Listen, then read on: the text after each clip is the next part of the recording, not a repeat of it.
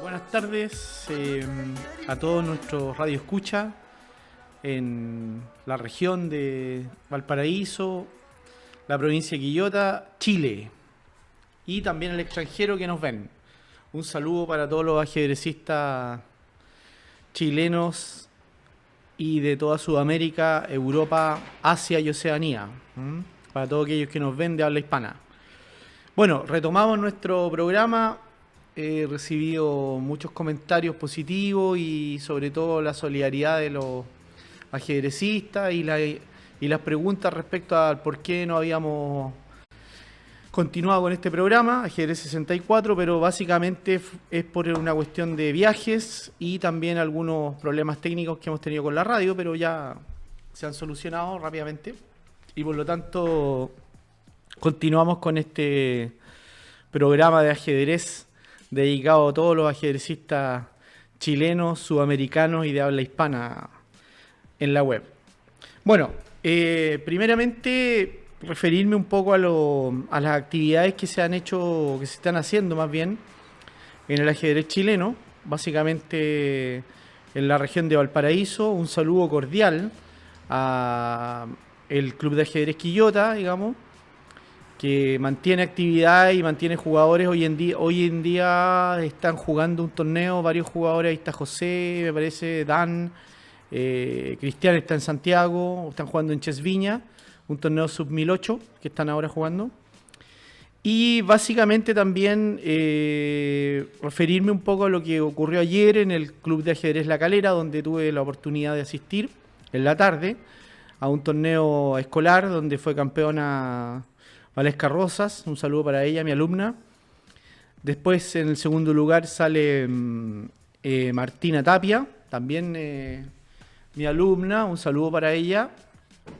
Y un torneo escolar bastante importante. Ahí tenemos que mencionar a Hugo Villarroel, maestro ahí de ajedrez de La Calera, y la presidenta del club, la Marcela Lascano, y Nadia Naveas también, que mueven mucho el ajedrez ahí en esa ciudad. Bueno, estos torneos se están realizando todos los viernes, básicamente a las 17 horas. Hago una invitación extensiva a toda la provincia para que asistan a estos torneos que son básicamente de camaradería, competitivo a nivel escolar y que ayudan a fomentar y a elevar el nivel de los chicos que están participando en ajedrez. Recuerden ustedes que se vienen los torneos nacionales y hay una parrilla de torneos también a nivel sudamericano escolar, básicamente juveniles, junior, femeninos, que se van a realizar durante este semestre. Eso por la parte, digamos, regional. También mencionar a Chess Viña, que hoy en día está muy activo en el ajedrez regional, organizando torneos casi todos los fines de semana, en diferentes modalidades, generalmente sub-1008, menores de 18 años, y también IRT sub-2000 o 2200. Importante mencionar a Chess Viña ahí en la calle Arlegui, que avanza con el ajedrez, digamos, a pasos agigantados. Fomenta. Es importante. ¿Por qué hago mención a esto? Porque es importante tener una cantidad o una parrilla de torneos que a los cuales los jugadores puedan acceder fácilmente y además estén en su mayoría segregados. Otro torneo que va a ser importante es el próximo fin de semana. El 26, me parece, es el torneo en Casablanca también. Es un torneo válido por el FIDE rápido y con inscripción gratuita. Importante eso también, inscribirse. Me parece que todavía quedan cupos por ahí. Voy a ir a jugarlo, digamos, durante el sábado en la mañana. También está todos los jueves, se está jugando el torneo por equipos de Chile, Casablanca Tours. Ahí organizado por el maestro y árbitro internacional Lorenzini Berti, amigo, digamos, querido de muchos años.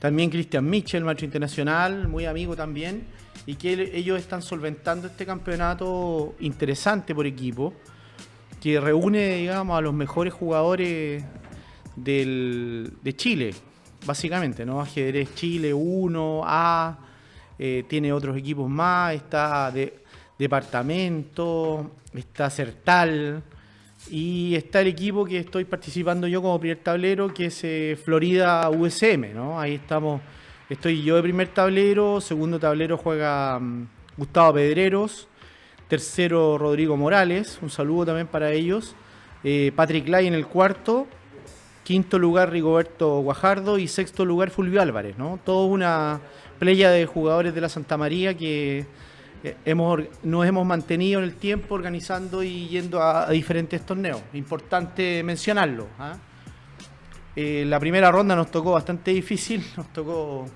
complicado ahí Ajedrez Chile A, una partida bastante reñida con el Nico Abarca, maestro internacional.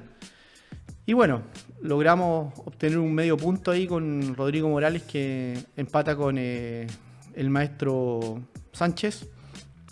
Una partida muy peleada. Un saludo para él.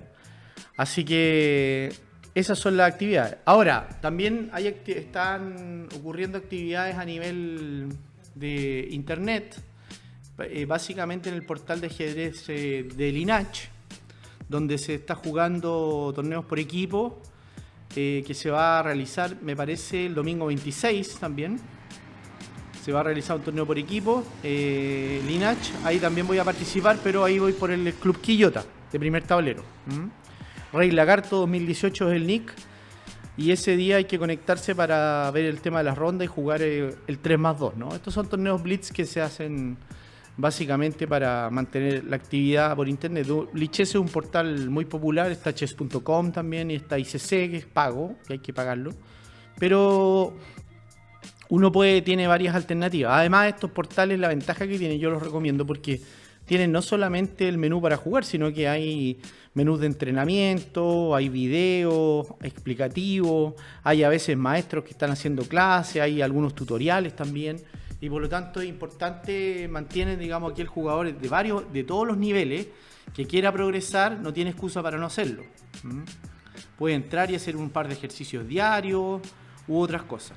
Por lo tanto, el ajedrez a nivel de internet viene a sustituir un poco a veces la carencia de torneos o la escasa participación en los clubes que hay muchas veces, y por lo tanto uno se puede mantener activo ya desde su casa. Naturalmente que no es lo mismo ser un jugador por internet que jugar torneos en vivo, ¿no? Bueno, también mencionar el torneo que se va a realizar el 11 de julio, del 11 de julio al 14 de julio, en Villa Tehuelche, en Punta Arenas. Esto es a medio camino entre Punta Arenas y Puerto Natales. Este torneo de carácter internacional, que tiene la participación de 5 federaciones, van a jugar jugadores de Argentina, de Chile, de Uruguay, de México. Tiene, digamos, una connotación sumamente importante. Voy a asistir yo con otro jugador más, vamos a ir a este torneo en julio, y por lo tanto vamos a estar ahí presentes para luchar por algún puesto relevante, ¿no? Pero también disfrutar el ajedrez y jugar, tener la posibilidad de jugar buenas partidas con maestros ya consagrados, por ejemplo, como Diego Flores, campeón de Argentina, o el mismo Cristóbal Enríquez, ¿no? Que va a jugar también, está Nicolás Abarca, maestro internacional, y por lo tanto hay ahí un elemento importante. Bueno, volver a felicitar a Cristóbal Enríquez, que se clasificó para el Campeonato del Mundo. El otro día, en una conversación informal, que me tocó ir al Club Chile a jugar este campeonato Casablanca Tour por equipo, tuve la oportunidad de compartir unos minutos con él, y me comentaba que está en fase preparatoria porque el 2 de septiembre tiene que ir a jugar a Rusia, ¿no? Este campeonato por eliminatoria, a un sector de Siberia, con un nombre que es difícil de pronunciar, pero él tiene que estar ahí el 2 de septiembre para disputar entonces los puestos de avanzada en el Campeonato del Mundo, que va a dirimir el rival de Magnus Carlsen, ¿no? Campeón actual del mundo. Por lo tanto, es una justa sumamente importante, y desde ya Cristóbal Enrique se está preparando con ahínco, con fuerza, además con mucho optimismo, porque tiene muchas posibilidades de avanzar hacia arriba, ¿no? Pensemos que Cristóbal tiene 21 años, 22 años, y por lo tanto está en su periodo de su vida. Cristóbal es probable que prontamente llegue a los 2.600 de ranking, y ya llegar a los 2.600 es un récord para cualquier jugador, y sobre todo para un jugador de ajedrez, un gran maestro chileno. Posteriormente tendría que seguir subiendo, ojalá hasta los 2.700, que todavía tiene posibilidades, pero creo que su próxima etapa es llegar a 2.600 de Elo internacional, con lo cual para nosotros sería una enorme satisfacción tener un jugador de ese calibre, y sobre todo entreverado entre los mejores del mundo. Cristóbal Enrique, además, para todos los que nos escuchan, hace clases, él lo pueden ubicar en Facebook, él hace clases de ajedrez, siempre está llano, además es una persona muy afable. Si uno le pide un consejo respecto a algún tema técnico de apertura o de juego en general de ajedrez, él inmediatamente te lo da o te contacta para el requerimiento que tú quieras. Por lo tanto, yo en ese sentido recomiendo, digamos, que lo consulten, porque él además es un buen profesor de ajedrez y además sabe mucho, un gran maestro en general.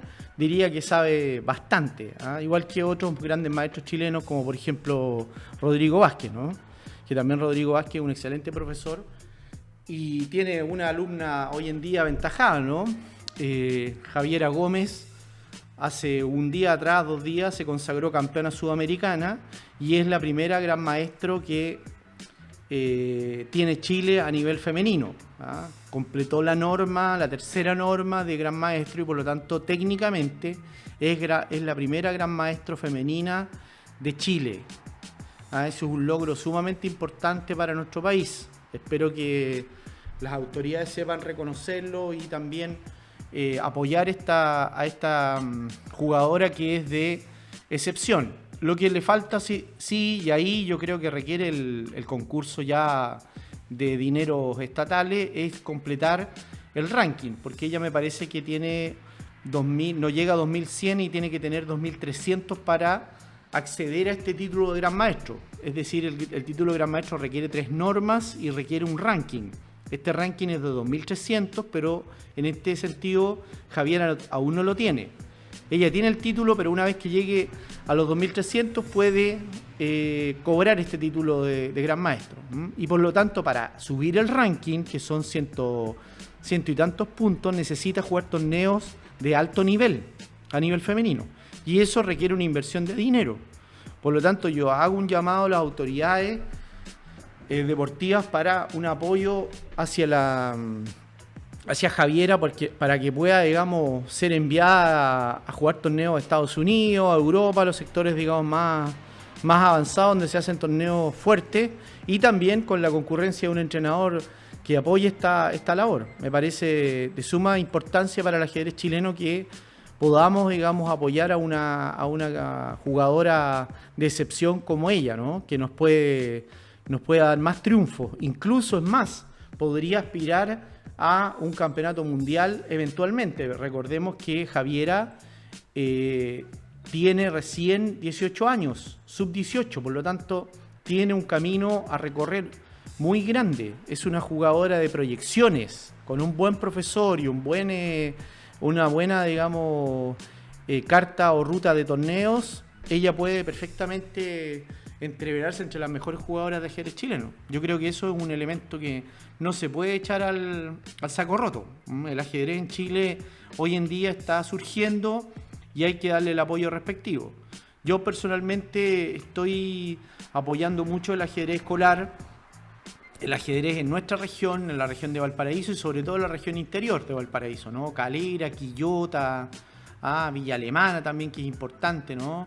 Hay un torneo el 26 de junio de Villa Alemana Sub-2000 y por lo tanto son torneos que gracias al esfuerzo de dirigentes, digamos anónimos incluso, que no tienen grandes figuraciones pero que logran fondos en los municipios para que se hagan campeonatos y se logre aglutinar a una cantidad de jugadores, es sumamente importante. Por eso que me agrada mucho poder en este sentido, en este programa, dar las líneas o hablar sobre estos temas principalmente organizativos, porque creo que el ajedrez es sumamente importante en comunas pequeñas, en comunas no solamente en las grandes capitales. Por supuesto tenemos Santiago, Valparaíso, Concepción, ¿no? Iquique, Antofagasta, Punta Arenas incluso, que son comunas donde el ajedrez ya es clásico y donde se destinan fondos, y hay muchos, digamos, organizadores que han avanzado en este sentido. Pero hay también comunas donde los chicos están altamente motivados y por lo tanto a ellos hay que aglutinarlos y sobre todo visibilizarlos en torneos que sean de nivel escolar, sub 8, sub 10, sub 14, sub 16, sub 18, y por lo tanto es sumamente importante avanzar en este sentido, ¿ah? Porque ahí tenemos justamente el recambio generacional de jugadores de ajedrez en Chile. No nos olvidemos que aquellos jugadores que tienen entre 15 y 25 años están siendo llamados para que hagan el recambio generacional y puedan lograr títulos de maestro internacional, grandes maestros FIDE, para lograr, digamos, éxitos a nivel sudamericano y también a nivel internacional. Eso quería, digamos, mencionar en este programa de ajedrez 64, después de varias semanas donde no estuve, y les pido disculpas porque realmente estuve también, como ustedes saben, en algunos torneos en LEU, he estado también en otras actividades y por lo tanto no he podido asistir, así que pido las disculpas correspondientes. Bueno, continuando con nuestro programa, quiero retomar el tema de la recomendación de libros, ¿ah? Todo esto es para aquellos que les gusta el ajedrez de libro. Hoy en día estamos, podríamos decir, saturados de información ajedrecística. Uno coloca, aprieta una tecla en YouTube, coloca ahí una apertura o lo que usted quiera de tema táctico o tema estratégico y puede encontrar tutoriales de todo tipo, digamos, donde le explican 10 tutoriales sobre la defensa siciliana variante Alapín, 10 tutoriales sobre el problema del centinela o la columna abierta. Entonces uno tiene ahí una serie de elementos que tiene que discriminar. Ahora, para aquellos nostálgicos de los libros, y sobre todo esto a nivel básico, yo recomiendo siempre a mis alumnos leer libros de ajedrez, ya sea en PDF o en físico. Lo ideal es en físico, pero lo ideal es tener una aproximación a los libros. Este libro que traigo hoy día se llama Mi Sistema. Es un libro muy antiguo, pero diría que moderno a la vez. Está escrito por Aron Nimzowitsch, ¿no? Un maestro danés judío de principios del siglo XX, fíjense ustedes, de principios del siglo XX. Este es un jugador, digamos, que está dentro de los precursores del ajedrez, llama científico, lo que él llama ajedrez científico. Pensemos que a fines del siglo XIX, principios del XX, había una corriente que se llamaba, que estaba en boga también, que tenía relación con el positivismo, ¿no? El pensamiento científico, todo aquello de la racionalidad, y por lo tanto el ajedrez también pasó un poco a esta, entre comillas, moda científica, y por lo tanto algunos ajedrecistas comenzaron a preguntarse qué reglas o qué parámetros, digamos, científicos se le podían aplicar al ajedrez. Por lo tanto, Nimzowitsch lo que hace, básicamente a través de la práctica y el estudio, comienza a sistematizar una serie de conceptos ajedrecísticos que perduran hasta hoy en día y que además tuvieron estrecha relación con el estilo de juego, básicamente hasta bien entrada la década de los 90. Es decir, es un autor que planteó un sistema conceptual, un tinglado conceptual importante a nivel mundial y que fue, digamos, tomado o fue recepcionado por numerosos campeones mundiales. Por ejemplo, Lasker, Capablanca, Arlequine, Botvinnik, Fischer, Smyslov, una serie de campeones mundiales del siglo XX que tomaron los conceptos de Nimzowitsch y los llevaron básicamente a la práctica. Bueno, Aron Nimzowitsch describe en este libro, un libro clásico, todos aquellos que juegan ajedrez, digamos, sobre todo de mi generación, tuvieron en algún minuto que estudiar este libro. Maestros de ajedrez, maestros FIDE, maestro internacional, tuvieron que estudiar este libro y se enfrascaron, incluso nos enfrascábamos en algunas discusiones respecto a ciertos elementos que desarrollaba. Bueno, Nimzowitsch en realidad tiene Mi Sistema, que sería el libro 1, que es este que tengo acá yo, y La Práctica de Mi Sistema. Es decir, en Mi Sistema él condensa, cristaliza los conceptos que él quiere, digamos, visibilizar, y el método que él va a utilizar para desarrollar o avanzar en ajedrez. Él plantea que esto es una metodología, un sistema que él propone para el progreso en el ajedrez. Figúrense ustedes. Él propone esta metodología. Y tiene La Práctica de Mi Sistema, que serían las partidas donde él ejecuta este modelo propuesto. Por lo tanto, aquí hay una apuesta metodológica, científica del ajedrez. Figúrense ustedes, a principios del siglo XX. Un libro, entre comillas, revolucionario en su época, ¿no? Bueno, este libro fue tomado, hoy en día es un manual, porque lo que él representa, lo que él quiere poner en énfasis, son una serie de conceptos que en el minuto no estaban sistematizados. El ajedrez es un universo de conceptos, es un universo de elementos que confluyen en una partida, tanto técnicos como humanos, que lo transforman en algo insondable, algo absolutamente lleno de matices, y por lo tanto es bastante difícil llegar a la maestría en ajedrez, y por lo tanto es bastante complicado para algunos avanzar. Bueno, Nimzowitsch desde el inicio entonces nos propone una metodología para el avance, y sistematiza entonces una serie de elementos, ¿no? Por ejemplo, él nos habla del centro, de conceptos como el desarrollo, columnas abiertas, séptima y octava fila, un concepto que hoy en día tiene un capítulo especial tanto para maestros de ajedrez como grandes maestros, que es el peón aislado. Fíjense ustedes, el peón pasado, por ejemplo, también, ¿no?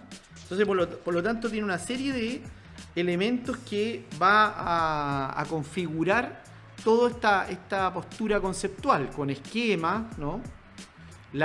Los elementos tácticos, ¿no? La clavada, el jaque a la descubierta, el problema del centro.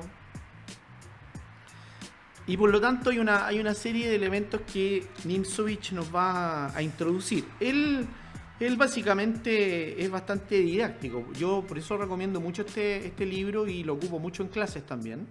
Algunos me podrán criticar y decir, bueno, este es un libro antiguo. Por ahí hay algunos que ya dicen que este libro está pasado de moda, está algunos refutados, ¿no? Hay algunas discusiones, incluso he visto algunas discusiones en internet donde este libro, no precisamente este libro, pero por ejemplo los manuales de Roberto Grau, que es este argentino que hace 4 tomos, algunos llegan a decir hoy en día que están refutados. Por lo tanto, aquí hay un elemento discordante, crítico. Sin embargo, me atrevería a decir que en ajedrez no hay refutación. Pueden haber refutación de línea, quizás, en un minuto. Una línea específica de una defensa específica puede ser que esté refutada. Pero posteriormente esa refutación, de nuevo con un refresco de análisis, nuevamente se pone en boga y avanza. Aquí no hay absolutos en ajedrez. Eso es lo interesante del ajedrez, porque a nivel técnico no hay absolutos. El ajedrez como lo veían en el siglo XX, un ajedrez estático, no existe. No existe, digamos, de manera rotunda. Hoy en día el ajedrez es un elemento, digamos, dinámico. Es decir, lo que en algún minuto antiguamente era malo, posiciones malas, hoy en día son dinámicas y pasan a ser posiciones, digamos, complejas y pueden ser hasta posiciones buenas. Por lo tanto, Nimzowitsch nos habla de que hay una serie de elementos conceptuales, básicamente estratégicos y también algunos tácticos, que pueden ser aprendidos de forma metodológica. Y por lo tanto, entonces, y de manera sistemática.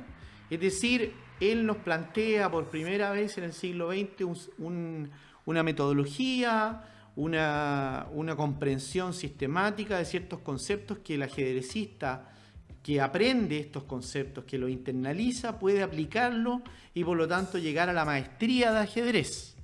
Un elemento importante, pensemos en esa época. Y mi sistema de Nimzowitsch entonces se hace famoso en el mundo entero y por lo tanto pasa a ser un libro de carácter clásico, sobre todo en lo que es en la primera década del siglo XX hasta 1950. Mi sistema de Nimzowitsch era un libro obligado para cualquier maestro de ajedrez. Estaba también el de Fundamentos de Ajedrez de Capablanca, habían libros de Tarrach también, ¿no? Los de Lasker, muchas partidas de Botvinnik, habían una serie, está también los libros de Alexander Kotov, ¿no? Piense, juegue como un gran maestro de la escuela soviética, y por lo tanto Aron Nimzowitsch entonces se asienta como un jugador o como un formador de ajedrecistas muy importante. Es un libro que yo recomendaría al que pueda, digamos, tenerlo en su biblioteca, básicamente, el que pueda tenerlo en su biblioteca, Mi sistema de Aron Nimzowitsch, un libro fundamental para el progreso en ajedrez. Aquí usted puede ver conceptos estratégicos básicos, ¿no?, que tienen relación con el análisis de partidas, básicamente. Aquí usted no va a encontrar variantes, porque las partidas, aquí usted no va a encontrar un módulo de ajedrez, no va a encontrar variantes nuevas ni nada por el estilo, va a encontrar partidas clásicas, algunas muy antiguas, incluso más antiguas que el libro, porque en este sentido Nimzowitsch toma una serie de partidas clásicas para ilustrar sus conceptos. Y por lo tanto, entonces, él va a avanzar en esta línea. Recomendado porque hoy en día sabemos que hay una cantidad de información.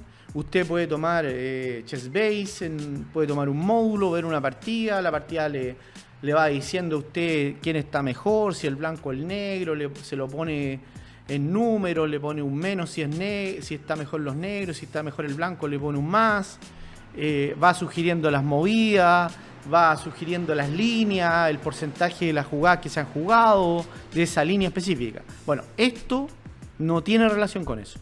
Este libro es básicamente conceptual en ajedrez, lo cual se recomienda básicamente para tenerlo presente, y los conceptos que aquí usted ve, tenerlo presente en lo que es el medio juego. Básicamente la apertura del medio juego y algunos conceptos también relacionados directamente con lo que es el final de la partida. El final de la partida también guarda relación acá entonces con lo que es la metodología que nos propone Nimzowitsch. Nimzowitsch fue un jugador, no fue campeón mundial en ninguno de sus casos, fue un jugador fuerte, sí, probablemente estuvo entre los 10 mejores del mundo en su tiempo. Estamos hablando que Nimzowitsch jugó en la época de Emanuel Lasker. Emanuel Lasker fue campeón mundial antes de Capablanca y Arlequín, es decir, estamos hablando hacia 1910, 1905. Es decir, él era un jugador, digamos, ya antiguo en la época de Capablanca, Arlequín y posteriormente la escuela soviética. Y por lo tanto, este sistema que él utiliza es bastante efectivo, didáctico y fácil de aprender. Eso también es importante tenerlo en consideración. Es un libro fácil, no es un libro difícil, porque el ajedrez en general, lo que refiere a conceptos, muchas veces, y apertura o medio juego más bien, a veces es complejo. El medio juego en general, el ajedrez, para aprenderlo, el concepto es bastante complejo. Pero sin embargo, Nimzowitsch lo hace fácil. él nos plantea esquemas, digamos, fáciles, e incluso le va colocando nombres. Por ejemplo, no sé, un caballo colocado en una casilla fuerte, en una columna, lo denomina centinela, por ejemplo, ¿no? Entonces él ocupa alegorías literarias, lo cual habla muy bien de él, porque también escribía muy bien. Ocupa alegorías literarias para explicar conceptos que son complejos hoy en día. Entonces, hay una serie de elementos, por ejemplo, avance restringido, el candidato, por ejemplo, él habla del candidato por aquel peón pasado que va a llegar a octava fila y se va a convertir en una dama. Entonces, hay una serie de conceptualizaciones que él hace y ayudan, esta analogía literaria ayuda mucho porque en este caso el principiante o el jugador medio pueden, digamos, rápidamente memorizar estos conceptos. Conceptos que no son fáciles de aprender y que muchos jugadores, ojo con esto, muchos jugadores pasan por alto. Pasan por alto. Hoy en día pensemos que el ajedrez está convertido casi en un módulo, por lo tanto, un módulo, digamos, computacional, donde ahí hay jugadas, variantes, y cuál es la profundidad de la variante, y cuánto se está analizando, y cuánto puedes ver, 10 jugadas, 20 jugadas, golpes tácticos, y por lo tanto, todos estos conceptos, que entre comillas es un ajedrez clásico, antiguo, parecen no tener relación. Sin embargo, ahí yo diría que hay un error, porque estos conceptos son necesariamente útiles y deben ser aprendidos por cualquier persona que se dedique a este juego, o que sea cultor. Entonces, vuelvo a repetir, mi sistema, de Aron Nimzovich, la práctica de mi sistema. Generalmente estos dos libros están editados, hay unas ediciones muy antiguas. La más conocida quizás es la de Ricardo Aguilera, una editorial española, donde están editados estos dos libros. Pero en la actualidad también hay algunas ediciones nuevas y también además ediciones baratas, porque como es un libro antiguo, se puede, digamos, editar ya ha pasado un tiempo. Por lo tanto, aquí hay un elemento importante a considerar. Por lo tanto, recomendado absolutamente este libro de medio juego, Mi sistema para todos aquellos ajedrecistas que quieran, digamos, elevarse por sobre su nivel de juego. Bueno, tocar un poco el tema de la psicología del ajedrez, básicamente, que es otro elemento que no se considera mucho, porque hay una serie de elementos técnicos que se están privilegiando, pero hoy en la actualidad, y esa es una ventaja, antiguamente la psicología en ajedrez no era, es decir, el factor humano, que hoy llamamos, que antiguamente se llamaba psicología del ajedrez, pero que en realidad tiene una acepción más general, que es, digamos, el factor deportivo, el factor humano dentro del ajedrez, ha sido tomado ya con más seriedad. Quizás el primer libro que existe de psicología en el ajedrez es justamente de Ruben Fine, ¿no? Ruben Fine fue un jugador de antes de la primera mitad del siglo XX, ganó un torneo internacional muy fuerte y ganó sobre Alekhine, Capablanca, pero él era psicólogo, básicamente. Él era un psicólogo que era aficionado al ajedrez, pudo disputar el campeonato mundial, pero no quiso, se retiró del ajedrez después de la Segunda Guerra Mundial, y escribió un libro donde él abordaba entonces este factor tan importante que ocurre en el ajedrez, ¿no? Que es el factor que a todos los deportistas los afecta directa o indirectamente cuando van a enfrentar una competición de alto nivel, en este caso, ¿no? La psicología del ajedrez tiene relación directa entonces con la predisposición que tiene un jugador, o la actitud que tiene un jugador, o el desempeño que tiene un jugador en el tablero de ajedrez en este caso. Vamos a referir solamente a lo que es el tablero de ajedrez. Por lo tanto, hay una serie de libros que han salido, una serie de estudios. Krogius, me parece que hay otro también que se llama La psicología del ajedrez, que también habla sobre el desempeño. Quizás quizás aquí hay elementos ya en el siglo XX presentes. Por ejemplo, está el gran problema que ocurrió en 1972 en el match entre Fischer y Spassky, donde Fischer, digamos, producto de su alteración de humores que tenía, digamos, que hasta el día de hoy no se sabe, no está claro qué pasa con eso, si fue básicamente por un problema de una enfermedad no diagnosticada como esquizofrenia u otra, cometió una serie de tropelías, digamos, dentro de lo que es el campeonato mundial, de tal forma que no fue a jugar una ronda, perdió la primera ronda, la segunda no la va a jugar, reclama que hay micrófonos instalados en su silla, hace desarmar la silla, dice que él no va a jugar en esa sala porque lo están espiando. Entonces hay una serie de elementos que realmente parecen de película, pero en el fondo es un juego, entre comillas, psicológico, es decir, afecta, porque claro, siempre se habló de que Fischer, digamos, sufría de alguna enfermedad y que eso también le habría afectado en el campeonato mundial, pero resulta que nadie se paró a pensar en Spassky, digamos, que era su rival, y la afección que tenían estas especies de rabieta que hacía Fischer en los torneos. Por lo tanto, aquí el juego psicológico es sumamente importante. Bueno, esto está documentado y esto está, digamos, plenamente sabido, digamos, recogido por los libros de historia. Otro elemento también que ocurrió fue los matches que ocurrieron entre Karpov y Korchnoi, ¿no? Hay que recordar que Korchnoi, en plena Guerra Fría, posterior al match de Karpov, de Fischer con Spassky, donde Karpov gana el campeonato del mundo por no presentación de Fischer, pero Karpov, el retador de él, es un disidente ruso, es decir, Korchnoi, el segundo jugador o quizás el mejor en su tiempo, sale de la Unión Soviética y desafía vía candidato a Karpov, otro retador. Y Karpov entonces accede a jugar el match, pero aquí entonces ocurren una serie de elementos que también tienen un desarrollo, que tienen relación con lo extradeportivo y también el factor humano. Bueno, aquí hay una confusión, yo no soy especialista, pero diría que hay una confusión entre el factor humano, el factor extraajedrecístico, el tema del ajedrez en sí, la psicología del ajedrez, y por lo tanto, en este caso, se argumenta por parte de Korchnoi que había mentalistas, por ejemplo, ¿no? Ahí hay un elemento interesante que es nuevo.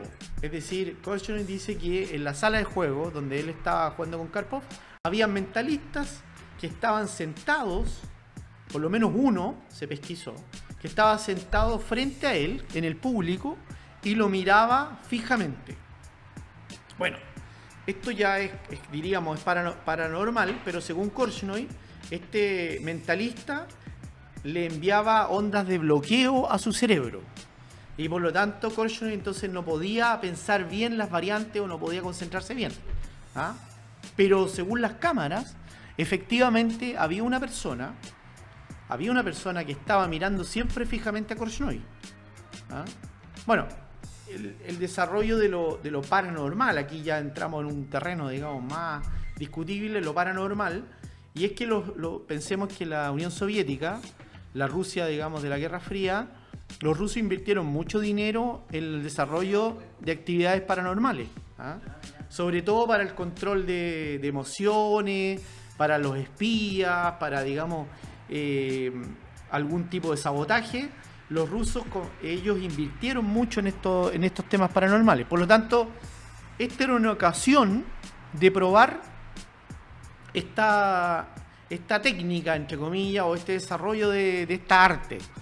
Y ahí Korchnoi entonces se encuentra con esta especie de bloqueo, digamos, mental, para que Karpov pudiera ganar en match y entorpecer entonces la jugada o el desarrollo de las partidas de parte de este disidente, en este caso que era Korchnoi, que estaba jugando por Suiza. Hay que recordar que Korchnoi, digamos, tuvo muchos problemas en la Unión Soviética a pesar de él haberla pasado bastante mal durante la Segunda Guerra Mundial y le brindado a Rusia, a la Unión Soviética, muchos triunfos, él finalmente termina exiliándose y accede entonces a match contra Karpov de forma, digamos, impecable, ¿no? De más está decir que Korchnoi era un jugador de excepción, es decir, un gran maestro que incluso después de los 80 años jugaba, digamos, seguía jugando al mismo nivel y torneos internacionales y le ganaba a cualquiera sin problema. 86 años, 88 años, digamos, jugaba muy bien. Por lo tanto, el factor psicológico acá es fundamental, ¿ah? Hay que pensar que el factor extradeportivo, el factor psicológico, el factor humano en ajedrez es sumamente importante. Yo diría que los ajedrecistas soslayan mucho este factor.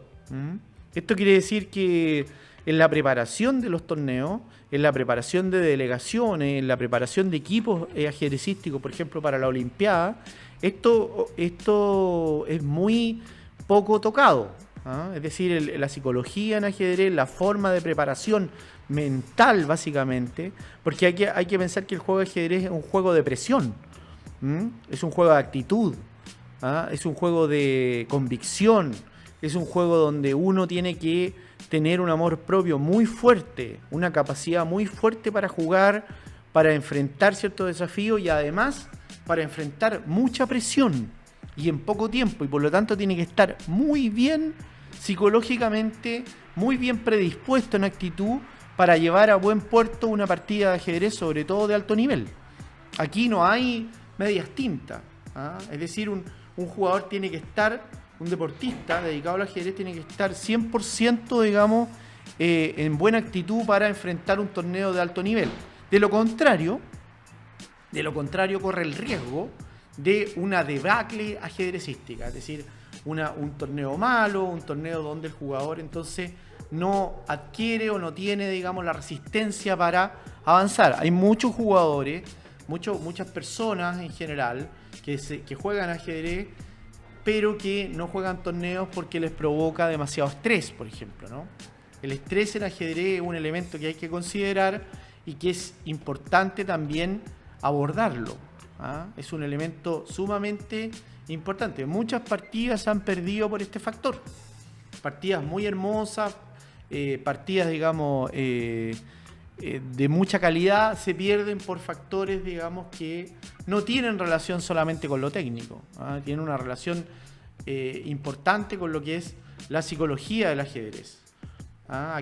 Aquí, por lo tanto, a mí me preocupa mucho este tema, sin ser especialista, pero llevando años en lo que es el entrenamiento de ajedrez, sobre todo en la universidad, y conociendo muchos jugadores, teniendo contacto con muchos entrenadores también de todos los niveles en la práctica. El ajedrez es un elemento sumamente complicado, ¿no?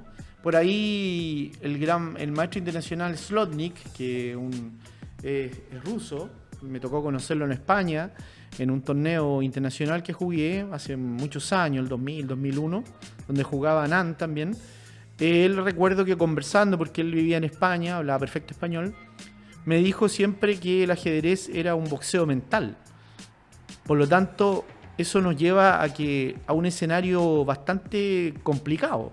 Es decir, cuando un jugador, un entrenador de alto nivel te dice que el ajedrez es un boxeo mental, te deja reflexionando dentro de lo que es la psicología del ajedrez y sobre todo la predisposición para jugar de forma abrumadora, ¿ah? Yo esa frase la acuñé y la pensé durante mucho tiempo, porque aquella persona, aquel jugador que le cuesta mucho, digamos, resistir este estrés, ¿ah? Con problemas de autoestima, de no tener confianza. Esto no se trata de ser arrogante o de tener un ego alto o de creerse, digamos, campeón del mundo. No se trata de eso. Se trata de que en el nivel, en la partida, en este caso, o en el evento deportivo que a uno le toque jugar, tiene que estar bien parado y con una actitud, digamos, positiva y con convicción para enfrentar esa partida. Eso es lo importante acá. ¿Ah? No se trata de tener, digamos, un ego desmedido acá. Se trata justamente de tener una predisposición positiva, incluso neutra en algún minuto, ¿no? Sangre fría para algunos, ¿no? De soportar la presión en los momentos más complejos. Hay muchos jugadores que se vienen abajo en momentos complejos, ¿ah? O que entran derrotados a veces a las partidas, ¿ah? Suele ocurrir, lo he visto mucho. ¿Ah? He visto muchos jugadores, digamos, que no se tiene confianza, ¿ah? O que se tiene confianza en cierto nivel y que en otro no. Entonces, hay elementos que tienen necesariamente que ser abordados en el ajedrez de entrenamiento, ¿ah? Esto requiere, sí, ciertas estrategias. Aquí hay que diseñar ciertas estrategias para lograr, digamos, avanzar en estos temas. Hay una serie de literatura al respecto y también algunos capitanes, digamos, que de selecciones internacionales que han abordado este tema, y también tiene que ver con la planificación de los torneos, ¿no? De cómo uno está planificando un torneo, cómo está planificando el desarrollo, el desempeño de una delegación o incluso de un jugador en particular que necesita tener ciertos logros, ¿ah? Esto es importante considerarlo, a mi juicio, ¿ah? Se considera naturalmente dentro de lo que son el juego de elite. Acá solamente está considerado el juego de elite, pero creo que es un error no soslayar estos problemas, sobre todo a nivel ajedrecístico en todos sus rangos, digamos, desde los jugadores de 1000 o hasta 1500, pasando a 1900 y 2300, ¿eh? Es decir, aquí hay un elemento importante de lo que es entre comillas, lo que se conoce como la psicología en ajedrez, ¿no? Para darle un englobamiento, digamos, dentro de lo que es nuestra práctica. Por lo tanto, es un tema debatible, es un tema que queda un poco fuera de lo que es en la actualidad la técnica, porque nosotros los ajedrecistas siempre estamos involucrados con los módulos, las variantes, el tema de la preparación de apertura, que los finales, el medio juego, digamos, los conceptos, pero este tema en particular de la preparación mental, de cómo te sientes, cómo estás, qué actitud tienes, digamos, esto siempre se soslaya, ¿ah? No hay aquí yo creo que es importante tenerlo en consideración sobre todo para el ajedrez formativo. En este caso yo me inclinaría más que nada por el ajedrez formativo, de aquellos chicos que se están iniciando y que posteriormente van a avanzar en el ajedrez, que lo tengan en cuenta, sobre todo a nivel competitivo, un elemento sumamente importante acá. No hay medias tintas en esto. Bueno, he querido presentar, digamos, este libro, he querido presentar, digamos, las novedades que hay respecto a los campeonatos, la parrilla, que es bastante nutrida. Recordemos que ahora en invierno es donde se desarrolla, en la mayoría de los casos, los torneos más fuertes que hay. Tenemos el Interclube, vuelvo a repetir, tenemos este torneo de Villa Tehuelche, ¿no?, en julio, y tenemos una serie de campeonatos, digamos, IRT, en los que hace Chess Viña, por ejemplo, también todos los sábados, y en Villa Alemana me parece que hay otro en junio, por lo tanto hay un calendario bastante nutrido. ¿Ah? Y hemos entonces tocado también el tema de la psicología en ajedrez, que parece un elemento a considerar. Así que espero les haya gustado este torneo. Sigo con los talleres de los martes a las 5 de la tarde aquí en el Promo, en el Centro Cultural de Quillota. Y por lo tanto están todos bienvenidos. Y naturalmente pongan su like ahí en Radio Urbana Quillota, que gentilmente cede este espacio para el ajedrez regional y de la provincia de Quillota. Así que muchas gracias y nos encontramos entonces el próximo sábado a la misma hora y en el mismo canal. Hasta luego.